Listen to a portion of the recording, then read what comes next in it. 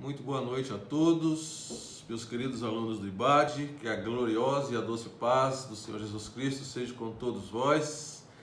Saudade de todos e espero que todos estejam bem, se cuidando aí, para que a gente não seja alvo aí dessa pandemia que tem assolado o nosso país, né? Mas graças a Deus que Ele tem nos guardado e cuidado de nós. Aqui uma boa noite ao Pai do Senhor todo especial, aos nossos amigos que não são alunos do IBAD, mas que estão acompanhando e vão acompanhar essa live nesta noite e vamos aprender da palavra do Senhor nosso Deus.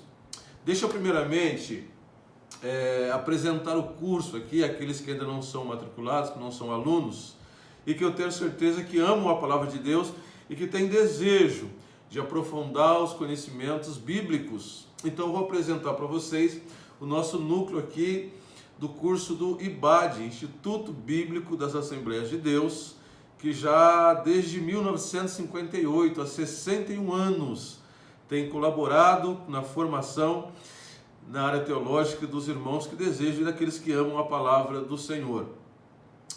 Você pode, às vezes, trazer algumas interrogações, e eu quero responder essas interrogações acerca do curso. O professor, eu não sou membro desta igreja, eu congrego em outra denominação, eu posso fazer o curso? Sim, você pode. Nós temos aqui alunos da nossa igreja, de várias denominações na cidade, que estão cursando com a gente. Outra pergunta, qual nível de escolaridade eu posso ter? Pois bem, o nosso curso, do nosso núcleo, é um curso médio em teologia. Então é necessário 3 requisitos especiais: saber ler, escrever e amar a palavra do Senhor, ter o desejo de aprofundar os conhecimentos da palavra do Senhor, como diz o Senhor Jesus, crescendo na graça e no conhecimento. O curso, meus queridos, é uma grade de 24 matérias, são 24 manuais, semelhantes a esse aqui, que você recebe assim que você se matricular. Você vai receber este manual e nós estudamos ele por um mês. São 4 aulas que são ministradas aqui na sede, na rua 3, com a 32 e 34, no 1320, na Assembleia de Deus, a sede do Ministério do Belém. E as aulas começam às 19h30 até às 22 horas. Não está acontecendo essas aulas presenciais no momento, por conta da pandemia, razão pela qual nós estamos usando essa plataforma do YouTube. E eu já vou pedindo aí para você se inscrever. Se inscreva nesse canal, vai ter muita coisa boa para nós aprendermos. Nos domingos pela manhã, a escola dominical, que tem sido aí uma bênção, um aprendizado muito grande para aqueles que estão participando. Você é convidado a participar conosco, se inscrevendo aí no nosso canal, YouTube AD Belém Barretos. Pois bem, esse curso você pode ingressar nele a qualquer momento, porque se trata de um curso rotativo, ok? Se trata de um curso rotativo. Nós estamos estudando, vamos estudar hoje a escatologia. Todavia, alguns alunos que começaram lá no começo já estão findando praticamente o curso. Essa é uma das últimas matérias do curso. Mas você pode ingressar fazendo sua matrícula e você vai ter que percorrer essa grade aí de 24 matérias para a completa formação da grade do curso médio em teologia. Pois bem, vai aqui também o nosso abraço e a nossa gratidão ao pastor Natanael Santos, nosso pastor presidente, que tem sempre apoiado muito o nosso curso teológico aqui no nosso núcleo. Que Deus abençoe ricamente a vida do nosso pastor. Pois bem, dito isto, vamos à aula. Nós vamos deixar depois aí para vocês o contato do Daniel, o pastor Daniel, que é um dos diretores também do núcleo, e ele é responsável pelas inscrições, pelas matrículas, pelos pedidos de manuais. E você contactando o Daniel, você vai poder efetuar, assim, se desejar, a sua matrícula. Você é muito bem-vindo nessa aula de escatologia. Nessa noite é uma aula introdutória, nós não queremos alongar demais o vídeo, então nós vamos resumir a introdução à escatologia. os alunos que já matriculados, né, que estão acompanhando aí, que tem esse manual, vamos acompanhar. No sumário do manual, nós temos aqui a unidade 1. E o tema dessa unidade 1, do estudo dessa noite, é a doutrina e a interpretação da escatologia. Pois bem, então vamos estudar? Recomendações: um caderno, uma caneta e a Bíblia e a Palavra de Deus do seu lado. Vamos estudar aqui e ingressarmos nesse glorioso, maravilhoso assunto que é o ensinamento das últimas coisas. Então vamos lá, vamos conceituar a escatologia?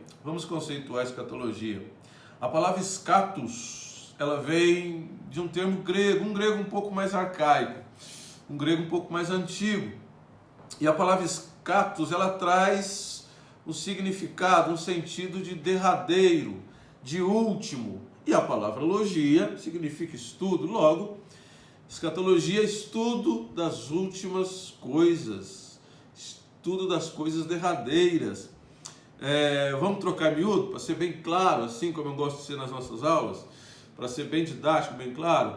Nós vamos tratar nessa doutrina acerca daquilo que assusta, que assola os seres humanos, o fim do mundo. É disso que trata a escatologia. Agora vem comigo aqui, você concorda comigo que há uma curiosidade, né? Nós somos curiosos, nós desejamos muito conhecer o que está diante de nós, o futuro, principalmente quando isso está relacionado às coisas sobrenaturais, às coisas espirituais. Há um aguçamento na mente humana de procurar entender isso. Para resolver essa questão, essa curiosidade que nos assola, Deus deixou um instrumento fundamental, muito importante para nós usarmos, indispensável, na verdade, para nós usarmos, que é a fé. Hebreus 11 diz o quê? A fé é a certeza das coisas que se esperam e a convicção dos fatos que nós não vemos. Todavia, nem todos querem usar essa fé. E nesse afã de procurar conhecer o futuro, apartado do uso da fé e também da revelação da palavra de Deus, os homens vão buscando aí ciências ocultas. Aí eu poderia citar algumas delas, né, tratando aqui da adivinhação como gênero e as suas espécies. Eu poderia falar, né, que os homens buscaram respostas na hidromancia, né, que é a adivinhação por meio das águas. Outros buscaram a resposta na astrologia. E, pasme, até alguns reis de Israel serviram aos exércitos dos céus, né? Sol, lua, estrelas. Alguns buscaram, né, que é bastante conhecido, né, a necromancia, muito usada no espiritismo, né, que é a invocação dos mortos. E a Bíblia diz, acerca dos vivos, consultar-se-á os mortos. A quirologia, que também é muito conhecida, né? Vez ou outra, gente, principalmente na época aqui de agosto, em Barretos, quando em Festa do Peão, parece que vai ser adiado isso aí por conta da pandemia, mas a gente costuma ver as ciganas aí, né, na cidade, e muitos que vão lá procurar saber o futuro, lendo as linhas das mãos. Tudo isso é condenado nas Escrituras. Vamos ler a condenação que Deus, o Senhor, diz na sua palavra. Está com a Bíblia aí? Está com a Bíblia? Já pegou a Bíblia? Já está com ela em mãos? Está com ela aberta? Então vamos lá em Deuteronômio. Eu vou ler um texto aqui na Antiga Dispensação, só que essa prática de adivinhação, essa prática oculta, ela ocorreu tanto no Antigo Testamento quanto no Novo Testamento.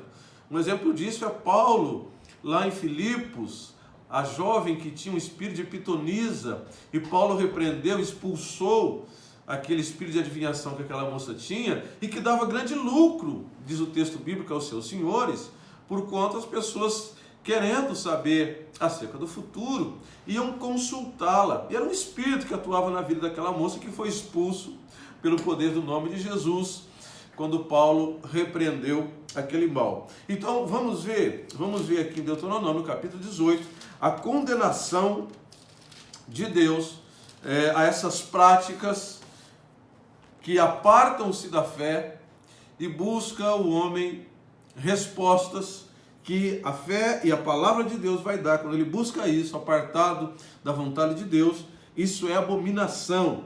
Então, Deuteronômio capítulo 18, olha o verso 9, Deus falando com o seu povo, mas olha que princípio glorioso para nós observarmos. Quando entrardes na terra que o Senhor teu Deus te der, não aprenderás a fazer conforme as abominações das nações daqueles povos. Não se achará entre ti quem faça passar pelo fogo a seu filho ou sua filha, nem adivinhador, nem prognosticador, nem agoureiro, nem feiticeiro, nem encantador, nem necromante, nem mágico, e nem quem consulte os mortos, pois todo aquele que faz tal coisa é abominação ao Senhor. E por essas abominações o Senhor teu Deus os lança de diante de ti. Olha só como Deus de forma veemente condena esse tipo de prática. Pois muito bem, seguindo aqui a nossa aula, vamos compreender a diacronia da escatologia. Quando se trata da diacronia da escatologia, nós temos aqui duas linhas que dividem a escatologia. Uma delas é a escatologia individual e a segunda delas é a escatologia geral. O que é, professor, a escatologia individual? Quando o indivíduo ele morre, quando a sua vida é ceifada, quando Deus recolhe o seu espírito, o seu fôlego, ele é introduzido, transportado pela morte, já era futura, porque a Bíblia diz que morreu, segue-se o juízo.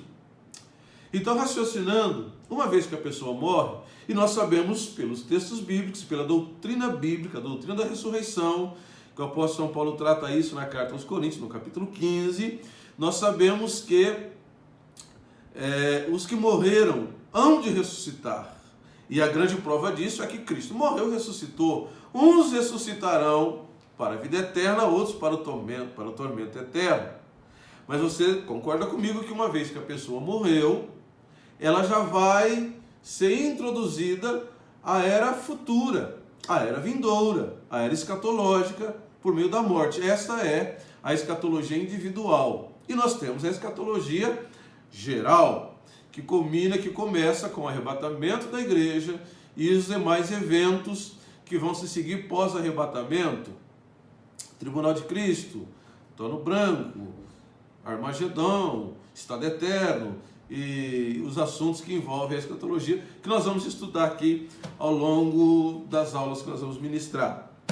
Pois bem, uma preocupação que nós devemos ter com relação ao ensino escatológico é a sua interpretação.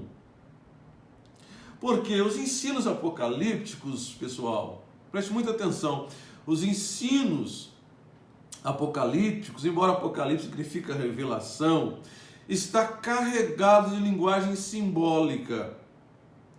E nós que já estudamos, os alunos que estudaram comigo, a hermenêutica, se não me escapa da mente, foi o último manual que nós estudamos, né? Foi isso mesmo. Estudamos a hermenêutica, seguindo a grade aqui do curso. E na hermenêutica, a ciência das interpretações, nós aprendemos algumas regras que são fundamentais, básicas, são pilares, fundamentos da interpretação das Escrituras. Então tinha ali 5 regras que eram indispensáveis. Então nós temos aqui uma das regras, é o método literal de interpretação. O que é o método literal? É você pegar um texto, lê-lo e estudá-lo ao pé da letra. Professor,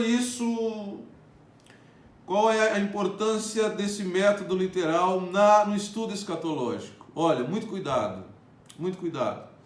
Porque quando se trata de assuntos apocalípticos, de textos escatológicos, estará o livro de Apocalipse, o livro de Daniel, carregado de muita linguagem simbólica. Então a interpretação ao pé da letra literal, ela não é a mais recomendada no caso de se estudar o ensino escatológico.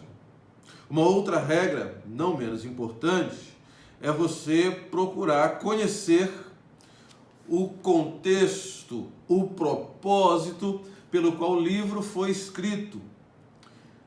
Vocês já perceberam que muitas pessoas encontram divergência nos ensinos paulinos de justificação pela fé e nos ensinos de Tiago?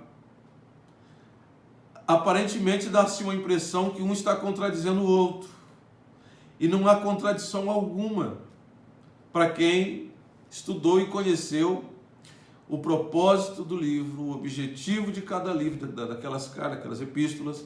E conhecer esse propósito, você vai ver que não houve contradição entre aqueles escritores, muito pelo contrário.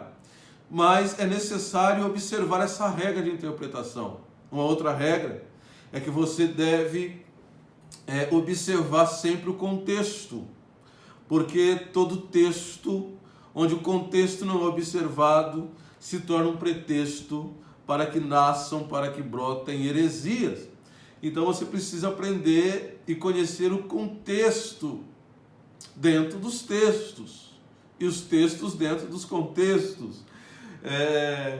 Se nós pegarmos, por exemplo, a Epístola de São Paulo aos Coríntios, vamos lá, só para dar um exemplo aqui, Epístola de São Paulo aos Coríntios, Paulo está tratando ali no capítulo 12 de Corinto. Vamos lá, abra sua Bíblia aí comigo, capítulo 12 da Epístola de São Paulo aos Coríntios. Paulo começa a tratar no capítulo 12 acerca dos dons espirituais, e ele fala no capítulo 12 da unidade dentro da diversidade dos dons. No capítulo 13 ele fala sobre o amor. No capítulo 14 ele fala sobre a superioridade da profecia, sobre as línguas estranhas, a glossolalia, né? Então você vai vendo que ele começou um assunto no capítulo 12, é um contexto. Mudou-se o capítulo, mas não mudou o contexto. Ele continua falando do mesmo assunto no capítulo 13, no capítulo 14 também. Só no capítulo 15 que ele vai estar mudando o contexto para tratar da ressurreição. Aí se mudou o contexto. Então é importantíssimo observar também essa regra. Uma outra regra, a quarta regra, mas não menos importante, é você procurar olhar para a frase, para o texto como um todo, e os termos, as palavras que ali aparecem, você submetê-las dentro daquele texto. Professor, não entendi, deixa eu exemplificar. Deixa eu pegar um versículo aqui. Viu o Senhor que toda a carne havia se corrompido sobre a terra. A palavra carne, dentro desse texto, está lá em Gênesis, está falando da carne como raça humana, como a humanidade. Ele não está falando aí da carne do contrafilé, nem do coxão mole, nem da alcatra, não é nada disso. Então eu preciso olhar o termo dentro da frase como um todo. Então essa regra é importantíssima, porque você vai encontrar, por exemplo, a gente encontra a palavra salvação dentro de uma frase, de um versículo, e essa palavra salvação pode estar dentro daquele contexto falando acerca da nossa salvação, da obra salvífica de Cristo, que Cristo realizou por nós na cruz.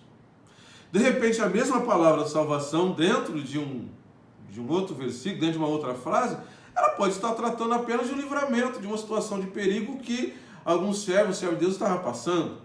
Então é necessário observar isso. E a quinta regra, não menos importante, é que você tenha o discernimento acerca de se estudar as palavras paralelas. Isso aí é um bom livro,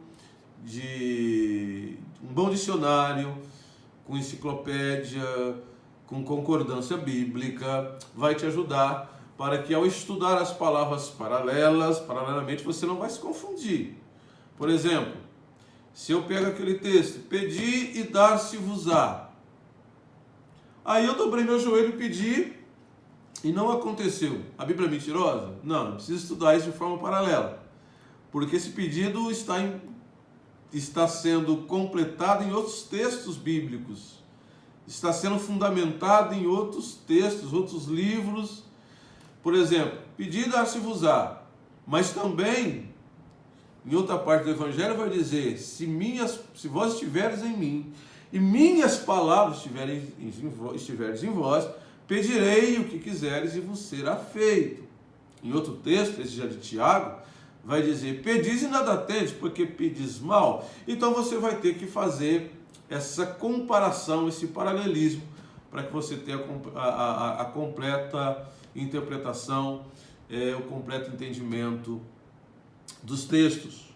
Pois bem, quando nós tratamos de escatologia, professor, nós aprendemos isso, nós temos isso como uma regra doutrinária, nós cremos, e outros segmentos religiosos também têm o entendimento escatológico. Sim, outros segmentos religiosos também têm. O catolicismo também tem a sua visão escatológica, um pouco deturpada, ou por que não dizer bastante deturpada, por conta de dogmas que foram sendo introduzidos, né? Dogmas humanos que foram sendo introduzidos, como o purgatório, por exemplo. Como, por exemplo, o papel de mediadora de Maria. Tem até um filme aí que foi lançado, que chama O Auto da Compadecida, que dá uma visão bastante clara acerca do entendimento do catolicismo, acerca da escatologia, quando o personagem lá ele é condenado por Jesus, é sentenciado ao inferno por Jesus, ele acaba apelando para Maria e acaba sendo absolvido. É um ensinamento católico acerca de escatologia, só que a Bíblia diz o quê? Há um só mediador entre Deus e os homens, a saber, Jesus Cristo, homem. Maria disse: fazei tudo quanto ele vos disser. Tá bom? Isso não quer dizer que nós, evangélicos, você que talvez esteja acompanhando aí, nós respeitamos muito Maria como mãe biológica do Senhor Jesus. Ela só não é intercessora, porque esse papel não compete a ela. Pois bem, também o Espiritismo tem o seu entendimento escatológico, o islamismo também tem o seu entendimento escatológico, onde o céu é um céu bastante machista, né? Segundo o islamismo, os que morrem em obediência aos mandamentos de Alá, eles vão para o céu e serão servidos por belas virgens de olhos pretos, que vão servi-los com finos manjares. É um céu de comida, bebida, um céu de machismo, onde a mulher é relegada a um segundo plano. Nós temos também os budismo com o Sansara, com o Nirvana, que é o entendimento escatológico no budismo. Enfim, segmentos religiosos que trazem, né, ensinos bastante deturpados, né, acerca da escatologia, bastante diferente daquilo que a Bíblia Sagrada, nossa regra de fé em prática, nos ensina. Muito bem. Esse ensino escatológico, professor, como é que tem sido isso através dos tempos, ao longo dos anos, nas gerações que se passaram? Qual tem sido a influência do ensino escatológico nas gerações passadas e na geração presente? Olha, os nossos irmãos da igreja primitiva, os nossos irmãos da primeira era da igreja, eles tinham uma visão, um entendimento que a vinda do Senhor Jesus e o fim de todas as coisas estavam muito próximo.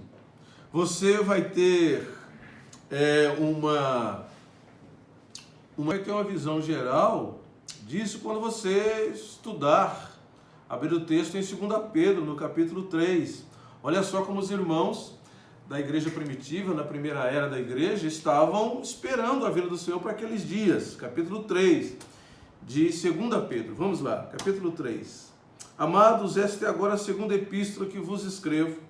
Em ambas procuro despertar com lembranças a vossa mente esclarecida, para que vos recordeis as palavras que anteriormente foram ditas pelos santos profetas, bem como do mandamento do Senhor e Salvador, ensinado pelos apóstolos, tendo em conta, antes de tudo, que nos últimos dias virão escarnecedores com seus escárnios, andando segundo as suas próprias paixões e dizendo: onde está a promessa da sua vinda?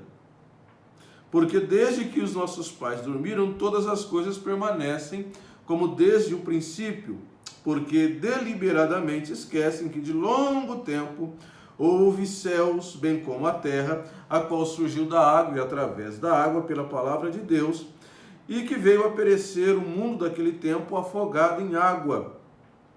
No verso 8 diz: há todavia uma coisa, amados, que não deveis esquecer, que para com o Senhor um dia é como 1000 anos, e 1000 anos é como um dia. Não retarda o Senhor a sua promessa, como alguns a julgam demorada. Pelo contrário, ele é longânimo para convosco, querendo que nenhum pereça, senão que todos cheguem ao arrependimento.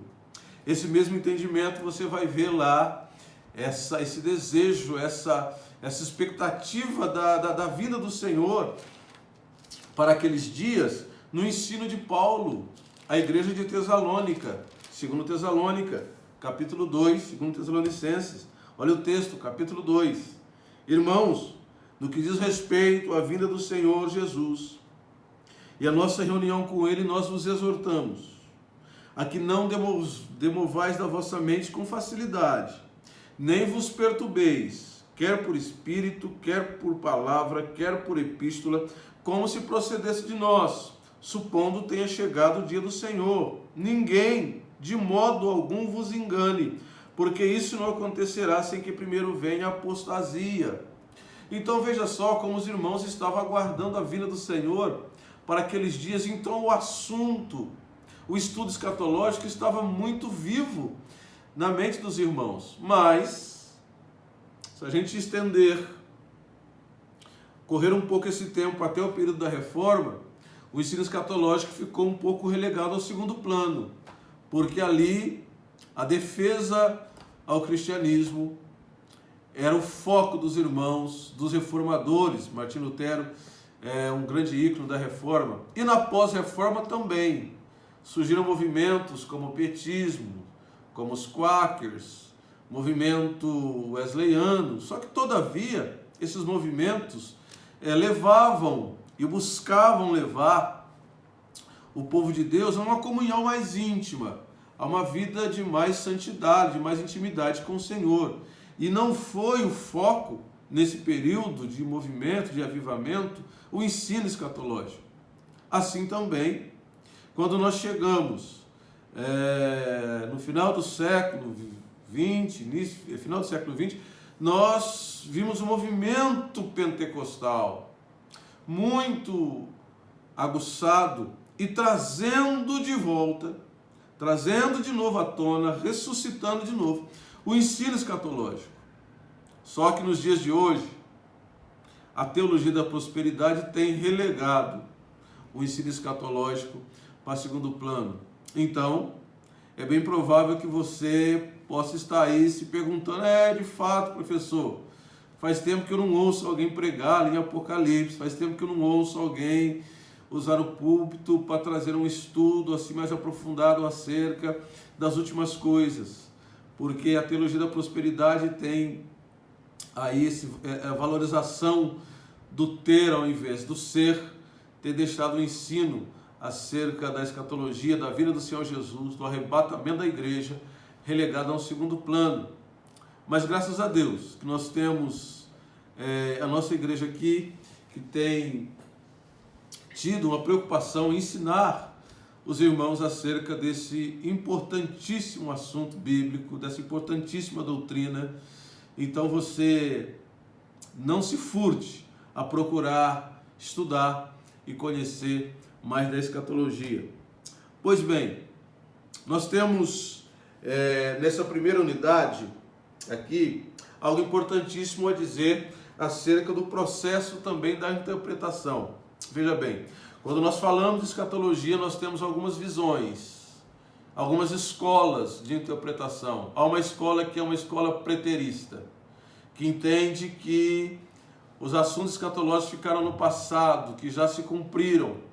Há uma escola histórica de interpretação escatológica que ela costuma colocar, ela tem como base colocar os eventos que aconteceram na história e aplicá-los ao ensino teológico. O problema disso é que vai surgir muitos anticristos na história, como Hitler, como Saddam Hussein, vai ter um pouco de deturpação do ensino, porque, embora seja muito fácil você pegar um fato histórico e colocar isso como ensino escatológico, não é difícil fazer isso, mas isso vai sofrer bastante críticas, porque onde está, por exemplo, as bodas do Cordeiro?